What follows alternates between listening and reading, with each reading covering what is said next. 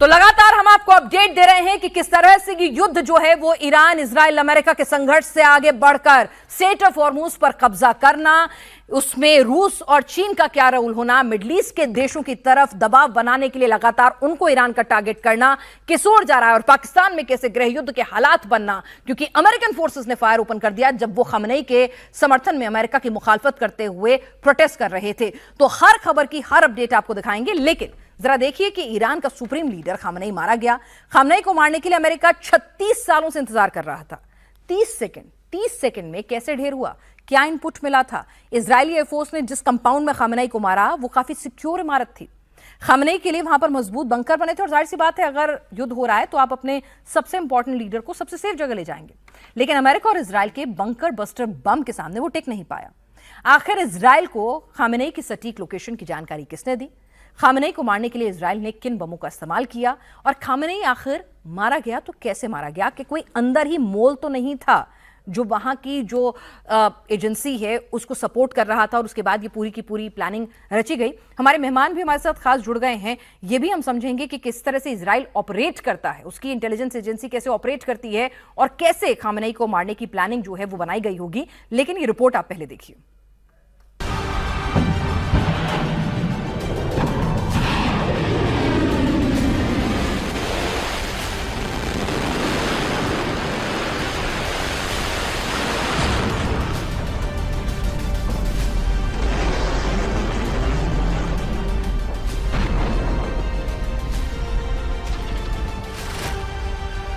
तीस second 30 ton के 30 बम।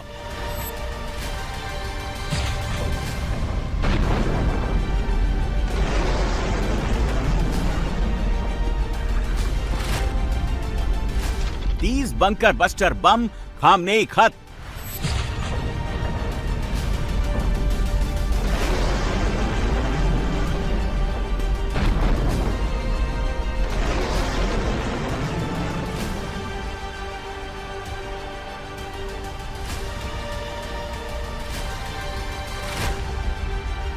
खamenei पर 30 बम, ट्रंप ने लाइव देखा ऑपरेशन।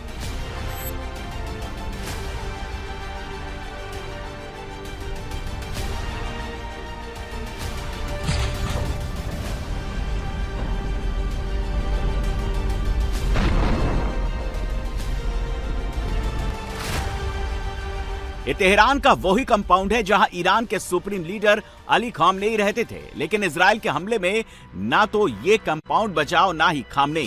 पहली तस्वीर हमले के पहले की है जहां सब कुछ ठीक दिख रहा है। दूसरी तस्वीर हमले के बाद की है जिसमें पूरा कंपाउंड खंडहर में तब्दील है, जगह जगह से धुआं उठ रहा है।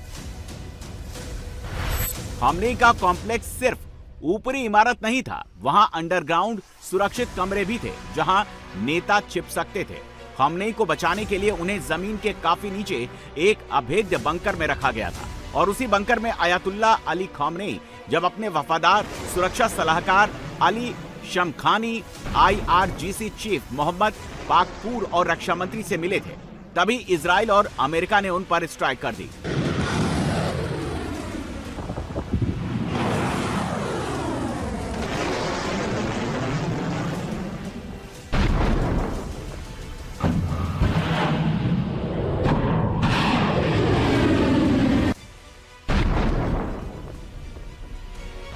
अमेरिका और इजराइल को खamenei की सटीक लोकेशन नहीं पता थी, लेकिन वो अली शमखानी को ट्रेस कर रहे थे। शनिवार को शमखानी जब खamenei से मिलने गए तो इजराइल को उसका सटीक इनपुट मिला, जिसके बाद उसने अटैक के लिए रात का इंतजार नहीं किया, क्योंकि उन्हें पता था कि ये हाई प्रोफाइल मीटिंग कहां हो रही है।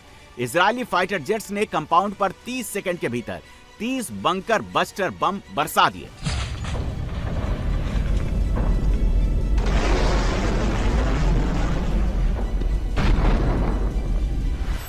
अमेरिका और इजराइल लंबे समय से इस मौके की तलाश में थे। उन्होंने 3 महीने तक इंतजार किया कि ईरान की टॉप लीडरशिप एक साथ बैठे। 28 फरवरी 2026 को वो पल आ गया। ईरान के समय के मुताबिक सुबह 8:15 बजे इजराइल ने जेट से खamenei के घर पर स्ट्राइक कर दी और ईरान के सर्वोच्च नेता की मौत हो गई।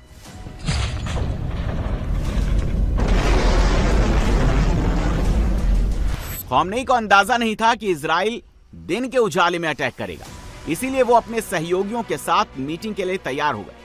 लेकिन इजराइल का इनपुट इतना पुख्ता था, इजराइल के बंकर बस्टर बम इतने शक्तिशाली थे कि खामनेई को बचने का कोई मौका नहीं मिला और उनकी मौत हो गई।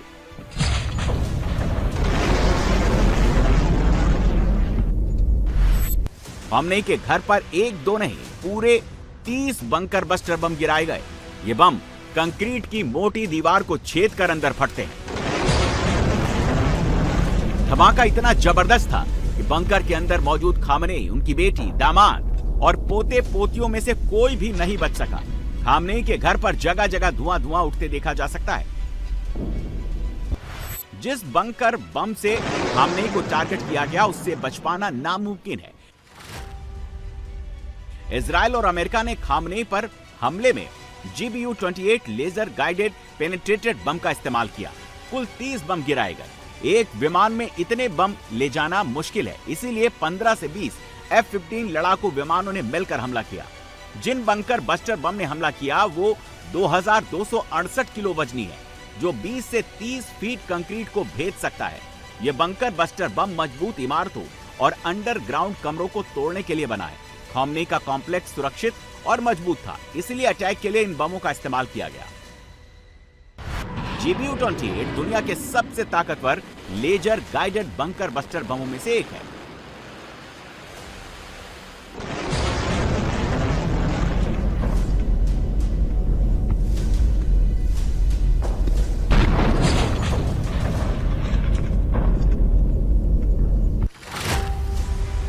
GBU-28 बंकर बस्टर बम की लंबाई करीब 19 फीट यानी 5.8 मीटर है।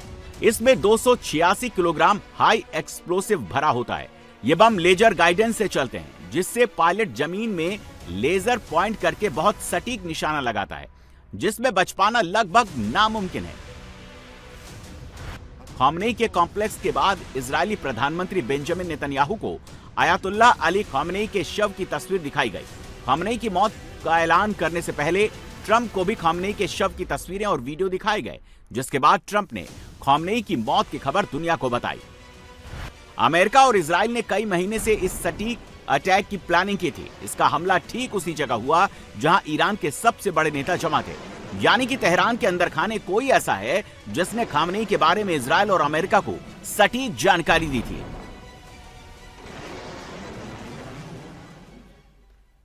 और इस बीच एक और बड़ी खबर आ रही है, नेतन्याहू ने फिर से वॉर रूम में मीटिंग बुलाई है और मीटिंग के लिए पहुंचे हैं। ईरान पर हमले का नया अपडेट ले रहे हैं नेतन्याहू। ये मीटिंग उस वक्त हो रही है जब अभी 1 घंटे पहले ईरान ने नए इंटरिम सुप्रीमो लीडर के नाम का ऐलान किया है। तो क्या सारे के सारे सक्सेसर्स को भी खत्म कर दिया जाएगा? आपने खामनेई को खत्म किया, उसके परिवार के सदस्यों को खत्म किया, आपने वहां पर जो आपके चीफ ऑफ डिफेंस स्टाफ हैं, आर्मी स्टाफ हैं, आपके तमाम लीडर्स को आपने खत्म किया। तो अब अगला टारगेट क्या है? क्योंकि नेतन्याहू ने जो एक्स पर अपना संदेश पोस्ट किया है वो तो क्लियर कट है, ईरान को तबाह कर देंगे या फिर आवाम से कोई लड़ाई नहीं है, आवाम खुद कब्जा ले ईरान का, यानी कि सीधे सीधे रिजीम चेंज हो, आवाम कब्जा ले, नहीं तो किसी भी हद तक जाएंगे।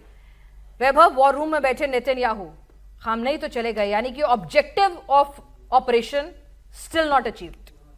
देखिए, ये अभी तो वॉर शुरू हुई है और जो भी मेरी थोड़ी बहुत अंडरस्टैंडिंग है, ये वॉर अभी चलेगी। और ये जो पूरा प्रोजेक्ट है बेसिकली बाल्कनाइजेशन ऑफ ईरान का है।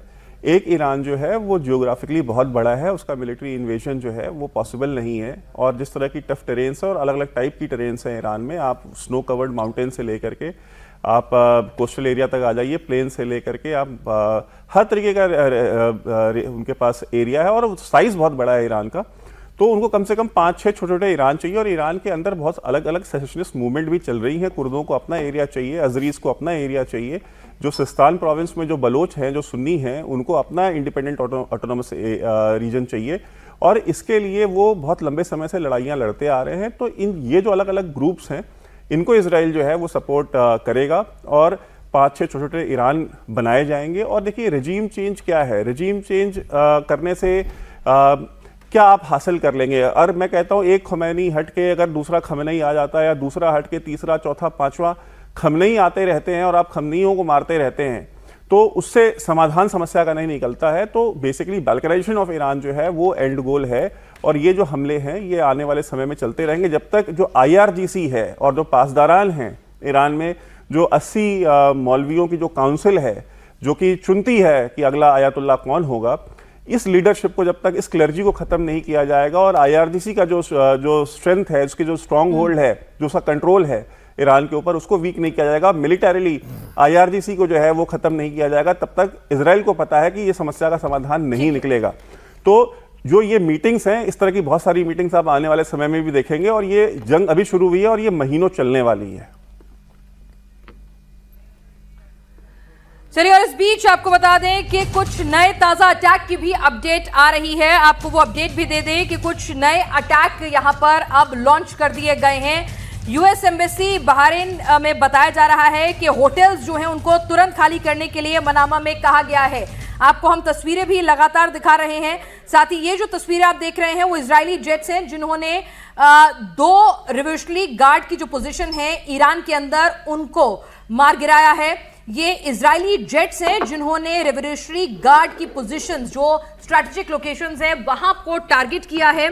और ये लायन रोर ऑपरेशन जो है उसका दूसरा दिन है आज। तो उस दिन को किस तरह से अग्रेसिवली शुरुआत की गई है। और साथ ही साथ आपको बता दें, तेहरान के अंदर लगातार बम्बार्डमेंट हो रही है, नॉन स्टॉप स्ट्राइक्स हो रही हैं। वहां पर यह खबर आ रही है, ये तस्वीरें आ रही हैं कि तेहरान पर फिर से नॉन स्टॉप स्ट्राइक्स हो रही हैं। वहां का लोकल मीडिया अपडेट जो दे रहा है। साथ ही साथ आपको बता दूं, यूएस एम्बेसी बहरीन में अमेरिकन को कह रही है जितने भी होटल्स हैं मनामा में उनको तुरंत छोड़ दीजिए।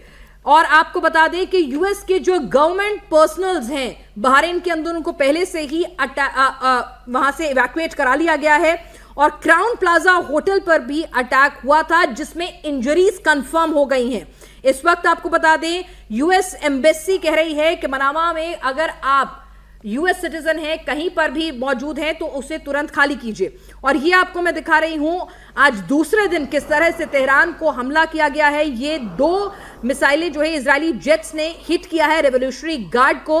उनकी ईरान के अंदर की जो पोजीशंस हैं, जहां पर वो तैनात थे, उनके बेसिस थे, उनको टारगेट किया गया है 3 मिसाइल के अंदर। और तेहरान में भी लगातार अपडेट आ रही है। तो आप रिवोल्यूशनरी गार्ड को जो निशाना बनाया गया है उसकी तस्वीरें देख रहे हैं। और साथ ही साथ आपको बता दूं कि तेहरान से कुछ ऐसी तस्वीरें भी आ रही हैं जहां पर लगातार जो है स्ट्राइक किया जा रहा है तेहरान को। वहां पर लगातार एयर स्ट्राइक्स वहां पर हो रहे हैं। इस बीच इजराइल एयर डिफेंस जो है वो ईरानियन मिसाइल्स के साथ एंगेज कर रहा है जेरूसलम की माउंटेन्स में। ये तस्वीरें तो आप देख रहे हैं तेहरान की तस्वीरें हैं, जहां पर जो रेवोल्यूशनरी गार्ड के 2 बेसेस हैं उनको टारगेट किया गया है। तो वहां पर हमला किया गया है। ये तेहरान में जो रेवोल्यूशनरी गार्ड का जो बेस है, 2 बेसिस को निशाना बनाया गया है, ये उसकी तस्वीरें हैं। फिर आपको एक और तस्वीर दिखाऊंगी जहां पर तेहरान में लगातार मिसाइल अटैक, एयर स्ट्राइक्स लगातार चल रही हैं। फिर एक और तस्वीर आ रही है अभी सोशल मीडिया प्लेटफॉर्म्स पर, उसको अभी हम कंफर्म कर रहे हैं। फिर आपको दिखाएंगे यरूशलेम की जो पहाड़ियां हैं वहां पर इजराइल एयर डिफेंस जो है लगातार ईरानियन मिसाइल से एंगेज किए हुए है। तो यानी कि उन्हें वहीं न्यूट्रलाइज किया जा रहा है। तो कांस्टेंट अटैक इस वक्त हो रहा है और जेरूसलम की तरफ भी, उस एरिया में भी, उन माउंटेन्स पर भी हो रहा है। ये जो जानकारी हमको फिलहाल मिल रही है। साथ ही साथ आपको बता दें कि ये जो तस्वीरें आप देख रहे हैं ये आपकी टेलीविजन स्क्रीन पर, ये रेवोल्यूशनरी गार्ड के 2 बेसिस को निशाना बनाया गया है। तो lion roar operation Bhatia sir पूरी तरह से इस वक्त अग्रेसिवली यहां पर चल रहा है। तो हम आपको दिखा रहे हैं कि तेहरान में किस तरह से ताबड़तोड़ मिसाइल अटैक यहां पर किए जा रहे हैं। इजराइल ने 3 मिसाइल दागी हैं अलग अलग एरियाज में। यानी अब जैसा हम आपको पहले कह रहे थे कि अब यहां पर ये नहीं सोचा जा रहा है कि शॉपिंग कॉम्प्लेक्स हैं, ये क्या है। यहां पर अभी हर जगह यानी कि सिटीज जो हैं, मेन शहर जो हैं, उनको भी निशाना बनाया जा रहा है। तो यहां पर आपको जो हम तस्वीरें दिखा रहे हैं उसमें सिटी के बीचों बीच ये हमला फिलहाल किया जा रहा है। ये तेहरान पर हमले तेज कर दिए गए हैं। ऑपरेशन लायन रोर का आज दूसरा दिन है और दूसरे दिन की जो सुबह की शुरुआत हुई है वहां पर वो किस तरह से हुई है। तेहरान के अंदर रेवोल्यूशनरी गार्ड के बेसिस पर हमला किया गया है, 2 स्ट्राइक्स वहां पर की गई हैं। उसके अलावा तेहरान शहर के अंदर मॉल हो, शॉपिंग कॉम्प्लेक्सेस हो, बड़ी इमारतें हो, सभी को टारगेट किया जा रहा है। इस बीच यह भी खबर आ रही है कि ईरान ने भी हमला किया है। स्काईलाइट ऑयल टैंकर था स्ट्रेट ऑफ हॉर्मुज में, उसको निशाना बनाते हुए वहां से भी तस्वीरें रिलीज हो रही हैं। कुछ देर पहले Israel defence force, Israel air force की तरफ से भी एक वीडियो, सैटेलाइट वीडियो जो है, वो जो वेपन कैमरा कैप्चर वीडियो होता है अटैक का, वो वीडियो रिलीज किया गया है, जिसमें बताया गया है कि F4 और F5 जेट्स जो हैं वो तबरेज एयरपोर्ट पर खड़े थे, उसके टारमैक पर, उनको निशाना बनाया गया है। तो वो तस्वीरें भी हम आपके सामने रखेंगे। साथ ही IRGC बेस है केरमाशाह वेस्टर्न ईरान के इलाके का, उसको भी वहां पर निशाना बनाया गया है। तो एक और IRGC बेस जो है उसको भी निशाना बनाया गया है। करमनशाह वेस्टर्न ईरान का जो इलाका है वहां पर इस बेस को निशाना बनाया गया है।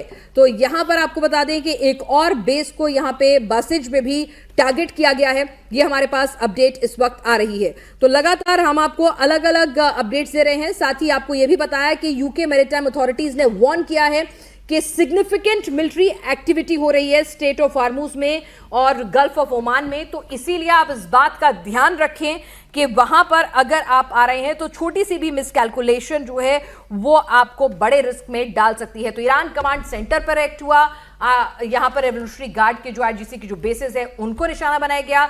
साथ ही साथ मिसाइल अटैक जो है शहर के बीचों बीच भी हो रहे हैं। तो ऑल आउट नेतन्याहू अब मीटिंग ले रहे हैं। तो कुलकर्णी सर, यानी अब नेतन्याहू ने तय कर लिया है कि भाई अभी यहां नहीं रुकेंगे। बाकायदा उन्होंने तो एक पूरा का पूरा लंबा एक्सपोस्ट किया है जिसपे उन्होंने कहा है कि जहाज तेहरान के ऊपर मंडरा रहे हैं, या तो आवाम खुद ब खुद इन्हें बाहर खदेड़े, नहीं तो जो सक्सेसर हैं आप लॉन्च करते जाइए, मैं खत्म करता जाऊंगा। बिल्कुल पहनाव जी, इसमें कोई शक नहीं कि अब लड़ाई आर और पार की है, डू और डाई। अब वक्त आ गया है, ऐसे लगता है अमेरिका को और इजराइल को, कि अगर अभी नहीं ईरान सर मैं आपको ये रोकना चाहूंगी, इस वक्त एक और अपडेट आ रहा है कि ईरान की जो साइबर पुलिस की बिल्डिंग है उसको भी बॉम्बार्ड कर दिया गया है।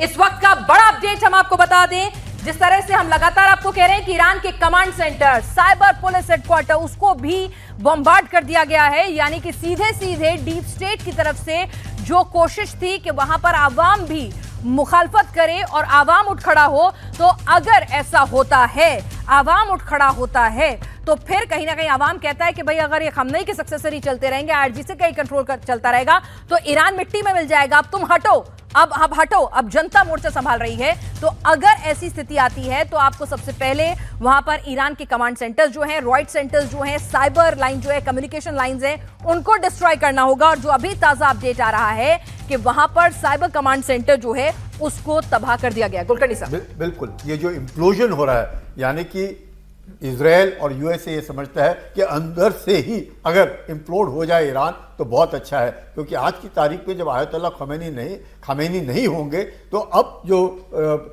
उनके जो राष्ट्रपति हैं वो भी अकेले नहीं डिसीजन ले सकते। अब तीन लोगों को साथ में लेकर के डिसीजन लेना है। अभी तक सिर्फ आयतुल्लाह खमेनी डिसीजन लेते थे और पूरा कार्रवाई ईरान में पिछले 37 साल से होता रहा। अब सवाल यह है कि पहले भी पेजेशकियान ने कहा है कि अगर खामेनी नहीं रहे तो ईरान के अंदर डिसीजन लेना बहुत कठिन होगा और ईरान इम्प्लोड होने का खतरा है। तो अब जब वो खुद ही राष्ट्रपति बन गए हैं तो आप समझ सकती हैं कि अगर साइबर के द्वारा उनके centres, command and control centres अगर ये बर्बाद इजराइल करने में तुल गया है तो कहीं ना कहीं अंदरूनी, क्योंकि कई एक लोग अब ये सोचना कि कल रातों रात हो जाएगा, ये गलत होगा, क्योंकि अभी गर्म है, क्योंकि माहौल जो है वो आयतुल्लाह खामेनी के साथ है, इसमें कोई शक नहीं है। चाहे उनके बरखिलाफ भी लोग हैं, लेकिन उनके साथ आज की तारीख में पूरे विश्व भर में जिस प्रकार से एक तरीके से उनकी सिंपैथी ड्राइव है, चाहे वो पाकिस्तान में है, चाहे वो हिंदुस्तान में है, या हर जगह पर है, तो कहीं ना कहीं उनके लिए आज की तारीख में कहीं ना कहीं सिंपैथी है। तो वो कब तक टिकेगी, क्योंकि आज की तारीख में जैसे आप खुद दिखा रही हैं किस तरीके से ये 36 साल की प्लानिंग है जो 30 सेकंड के अंदर अंदर खामनेई और उनके तमाम जो मेजर लीडर्स थे उनको किस तरह से खत्म कर दिया गया। मोसाद को एक बाकायदा टिप मिली थी और मोसाद को लेकर जिस तरह से कहा जाता है कि वो 5 साल 10 साल 20 साल बहुत गजब का पेशेंस है उनके अंदर। और एक और ताजा तस्वीर आपको बता दें, तेहरान में पुलिस पर भी हमला हुआ है। तो यहां पर अलग अलग जगहों पर हमले हो रहे हैं।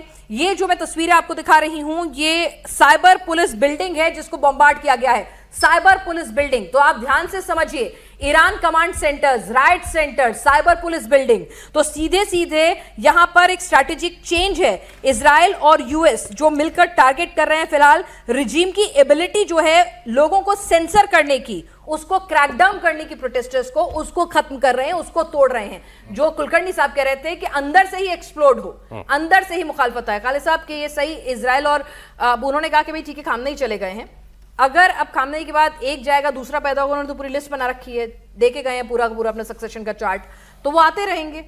तो ऐसे में उस लड़ाई को लड़ने की अच्छा है कि आप आवाम को आगे करें, और जब आवाम को रोकने का ये काम करें तो उनके पास कम्युनिकेशन चैनल बंद हो जाएं, राइट सेंटर्स खत्म हो चुके हों, पुलिस कमांड सेंटर तबाह हो चुका हो, तो आप रोक ही नहीं पाएंगे। देखिए, यूएस के पास सबसे बड़ी प्रॉब्लम यह है कि US has to finish the war as quickly as possible, and similarly with Israel. दोनों के दोनों इस वॉर को बहुत ज़्यादा सस्टेन नहीं कर सकते हैं, स्पेशली यूनाइटेड स्टेट्स, बिकॉज वो अपने देश से बाहर लड़ रहा है, और पीछे से जो लॉजिस्टिकल चेन है वो इतनी लंबी हो गई है कि it is very difficult for it to reach. Plus उनकी प्रोडक्शन कैपेसिटी, जो वो सुपर स्पेशलिस्ट वेपन्स यूज़ कर रहे हैं, उसकी प्रोडक्शन कैपेसिटी इतनी है ही नहीं कि वो इस वॉर को ज़्यादा सस्टेन करें। तो मेरे एस्टिमेट में war can not last more than 6-7 days, तो उसी में उनको अपना एम अचीव करना है। अभी एम था इनिशियली, अब उन्होंने इनिशियल एम अपनी सिविल लीडरशिप को डिस्ट्रॉय करके और अब मिलिट्री एस्टैब्लिशमेंट को डिस्ट्रॉय करके वो बेसिकली जो बैकबोन है ईरान की वो तोड़ रहे हैं। अब बैकबोन एक बार किसी कंट्री की टूट जाती है तो obviously law and order situation हो जाएगी, और जब law and order situation weak हो जाएगी तो ऑब्वियसली कुछ ऐसे एलिमेंट्स जिनको इजरायली अंडरग्राउंड जो मोसाद के एजेंट्स हैं, प्लस वहाँ MI6 के एजेंट्स हैं, प्लस यूनाइटेड स्टेट्स के भी एजेंट्स हैं, एंड वो जो डेल्टा फोर्स की 400 की स्ट्रॉन्ग उन्होंने अभी होल्ड करके रखी हुई है, वो भी इसी बात में काम आएगी। Is basically forcible take over of certain की installations and establishment of a civil regime. बिल्कुल आप जो बात कह रहे हैं उसी बात को इजराइल एयरफोर्स की तरफ से उनके वेरीफाइड हैंडल पे कहा गया है कि Iranian terror regime continue to advance the plan for the destruction of Israel, achievements of operation with the lion prevented the production of at least 1500 ballistic missile. जो यानी कि जून में जो ऑपरेशन लाइन लॉन्च हुआ था उसने प्रोडक्शन फैसिलिटीज को यहाँ टारगेट किया गया था, और इसको और ज्यादा एडवांस तरीके से यहाँ पर फर्दर उन्हीं फैसिलिटीज को टारगेट यहाँ पर किया जा रहा है। तो वो बाकायदा बता रहे हैं कि एक्सेलरेट हम भी कर रहे हैं, तो यहाँ पर वो भी रुकने वाले नहीं है। काले सर बात आप अपनी कंप्लीट करें। हाँ, तो बेसिकली मैं ये कह रहा था कि now this is the only, यही एक रास्ता है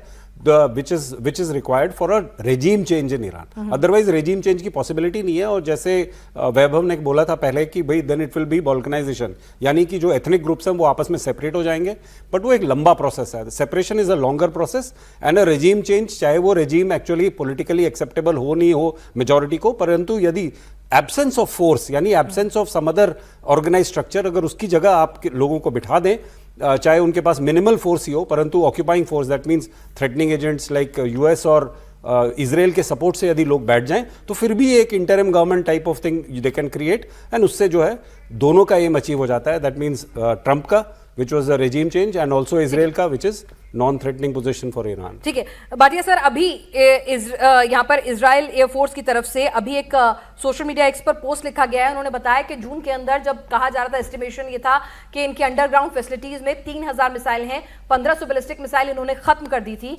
ऑपरेशन विद द लॉइन के साथ। ऑपरेशन जो लाइन रोर है उसके साथ वो ये कह रहे हैं कि अब क्योंकि उन्होंने देखा, उनके पास इंटेलिजेंट इनपुट है कि अंडरग्राउंड फैसिलिटीज में एक्सेलरेशन हुआ है मिसाइल प्रोडक्शन का बहुत ज्यादा, तो अब अगला टारगेट यही तमाम वो है इनको छोड़ना। और मैंने जैसा आपको अभी थोड़ी देर पहले बताया था, तस्वीरें भी आ गई हैं, बहरीन में क्राउन प्लाजा होटल पर अटैक हुआ है। यूएस एम्बेसी ने कह दिया है कि आप वहां से अपने तमाम, अगर अमेरिकी वहां पर मौजूद हैं तो वहां से आप बाहर निकलिए। यहां पर आपको जानकारी दे दें कि जैसा हमने आपको पहले बताया था कि बहरीन में होटल के ऊपर भी अटैक हुआ है, क्राउन प्लाजा होटल के ऊपर टारगेट करते हुए अटैक हुआ था, और जिसके बाद कहा जा रहा है कि उसमें कुछ इंजरीज भी हो सकती हैं।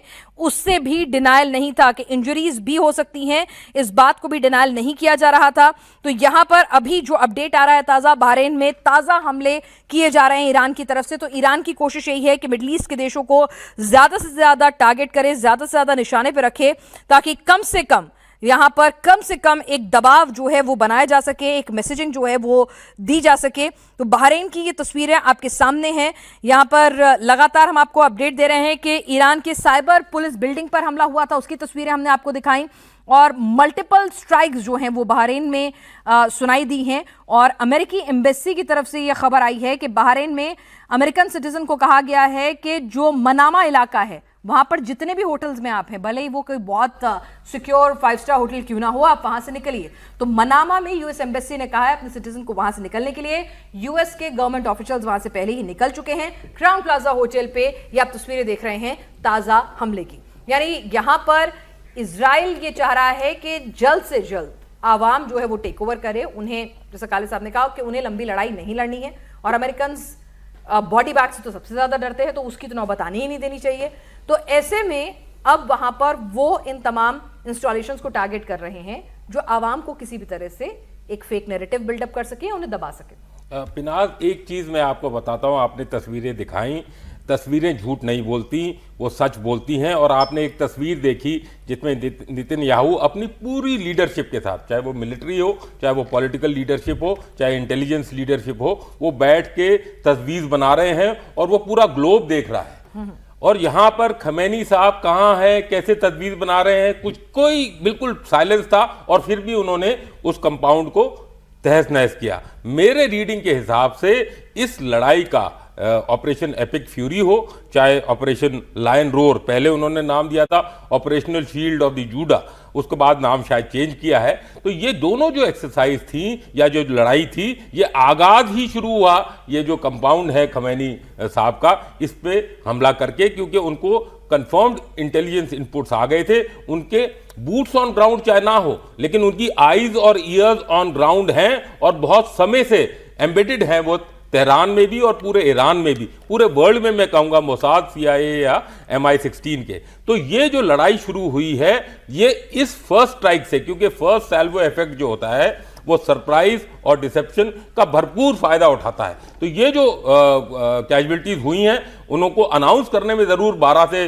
14 घंटे लग गए, क्योंकि वो कंफर्मेशन चाहते थे जब तक वो बॉडी रिट्रीव ना हो और उनके पास वो ना पहुंच जाए नेतन्याहू साहब के पास या ट्रंप के पास, वो इसको रिलीज नहीं करना चाहते थे। बट लड़ाई का आगाज हुआ होगा इस कंपाउंड में और प्रेसिडेंशियल पैलेस में टारगेट करने के साथ। जहां तक आपने मिसाइल्स की बात की है, मिसाइल प्रोटेक्शन हर कुछ 3000 से 5000 इनके पास था।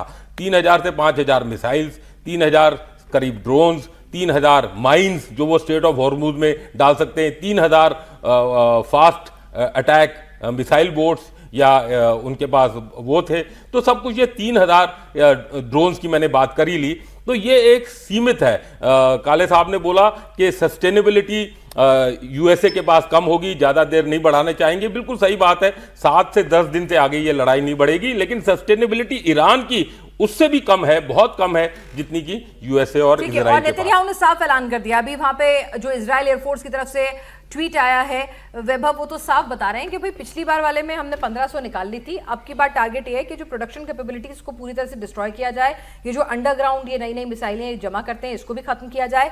तो यानी इजराइल ने अब कह दिया कि छोटी छोटी लड़ाई बहुत हो गई, अब जब हमने खत्म हो ही गए हैं तो अब की बार पूरा ही हिसाब किताब क्लियर करना है। यानी रिजीम चेंज से कम कुछ भी मंजूर नहीं है, चाहे कितना ही मास डिस्ट्रक्शन हो जाए। देखिए, जहाँ तक खमनेई की बात है, आपके प्रोग्राम पे मेरे ख्याल से कुछ 1 महीने पहले हमारा डिस्कशन हुआ था, तो उसमें मैंने कहा था कि जून के महीने में जब अटैक्स हुए थे ईरान के ऊपर, तभी नेतन्याहू की इच्छा थी कि खमनेई को एलिमिनेट किया जाए। और उस समय डोनाल्ड ट्रंप ने इसके ऊपर जो है मना किया था, और डोनाल्ड ट्रंप ने जो है इसको सैंक्शन किया था कि नहीं भाई, आप इसके ऊपर अटैक नहीं कर सकते। और डोनाल्ड ट्रंप को CIA ने ये चीज़ कही थी कि भाई अगर खमनेई को अगर हम हटा देते हैं तो एक जो हमारा, क्योंकि हम ये काम इराक में करके देख चुके हैं कि हमारा परसेप्शन ये था कि एक स्ट्रांग मैन बैठा हुआ है ऊपर, अगर हमने इस लीडरशिप को हटा दिया तो बाकी जो है सिस्टम अपने आप कोलैप्स कर जाएगा। लेकिन नतीजा क्या निकला? नतीजा ये हुआ कि उसकी जगह पे आइसिस बन के खड़ी हो गई और ईरान एक ऐसी सिविल वॉर में चला गया जिसमें वो आज तक फंसा हुआ है। और सेम चीज़ हमने लिबिया में भी करके देखी है कि गद्दाफी को अगर एलिमिनेट किया है तो लिबिया में आज तक सिविल वॉर चल रही है और दुनिया की एक इलीगल आर्म्स का सबसे बड़ा हब बना हुआ है लिबिया। दुनिया की जितनी भी आतंकवादी संगठन है उनको अगर इलीगल आर्म्स खरीदने होते हैं तो वो लिबिया में जाके खरीद सकते हैं। तो वो चाहते थे कि इस तरह का कोई सिचुएशन ईरान में क्रिएट ना हो, और CIA इस चीज़ को उसने रजिस्ट किया और डोनाल्ड ट्रंप ने उसको मना कर दिया था। लेकिन इस बार एक पूरा 6-7 महीने का टाइम लिया गया और एक तैयारी की गई है। मैं समझता हूं कि अगर उस समय मना किया गया था और 7 महीने बाद उसको अगर एग्जीक्यूट कर दिया गया है तो उसका मतलब है ये 7-8 महीने जो लिए गए हैं इसमें तैयारी की गई है कि किस तरह की रजीम लानी है, किसको इंस्टॉल करना है, कैसे इंस्टॉल करना है और जो बाल्कनाइजेशन का जो प्रोजेक्ट है इसको किस तरीके से कैरी फॉरवर्ड करना है, आगे लेके जाना है। और देखिए एक पेरिफेरी डॉक्ट्रिन होती है मिलिट्री में, जिसमें कि ये होता है कि आपको जिस स्टेट में या जिस नेशन में आपको बेसिकली प्रॉब्लम्स क्रिएट करनी होती हैं, उसकी पेरिफेरी यानी उसके आस पड़ोस सबसे पहले आप प्रॉब्लम्स क्रिएट करते हैं। कुछ ऐसे एरियाज नो गो जोन्स बनाते हैं जिसको कि आपको सपोर्ट करने वाले आपकी जो एसेट्स होती हैं या जो रोग एलिमेंट्स होते हैं या जो terrorist organisation for that matter जो होती हैं वो कंट्रोल करती हैं, और वो ऑटोनोमस रीजन जो है वो वहां से बैठ करके उसको अपना बेस बना करके फिर आप उस कंट्री के खिलाफ अपने ऑपरेशंस करते हैं जहां आपको बेसिकली इस तरह की डिस्टर्बेंस क्रिएट करनी होती है। तो मैं ये समझ रहा हूं कि ये जिस तरीके का ये ऑपरेशन किया जा रहा है, जिस तरह की इसकी इंटेंसिटी को मेंटेन किया जा रहा है, ये इसी इंटेंसिटी के साथ चलेगा और ये रेजिम कोलैप्स करेगी। वो जो ग्रुप्स हैं, और देखिए मोसाद हो चाहे CIA हो, जो इस्लामिक रिवॉल्यूशन है उसके बाद से आज तक लगभग 35-40 साल उन्होंने इन्वेस्ट किए हैं वहाँ पे अपने एसेट्स बिल्ड करने के लिए, वहाँ पे अपने ग्राउंड एजेंट्स बिल्ड करने के लिए, और उनके पास ग्राउंड पे काफ़ी सारे एसेट्स हैं, वो उनको जो है मोबिलाइज करेंगे। और हमने अभी दिसंबर में देखा था कि दिसंबर में किस तरीके से अचानक से हज़ारों लोग सड़कों पे निकले, और माइक पॉम्पियो ने जो कि फॉर्मर सेक्रेटरी हैं, सेक्रेटरी ऑफ स्टेट हैं रहे हैं अमेरिका के, वो जो है उन्होंने ट्वीट भी किया कि जो मोसाद मैं आपको यहाँ बीच में रोक रही हूँ।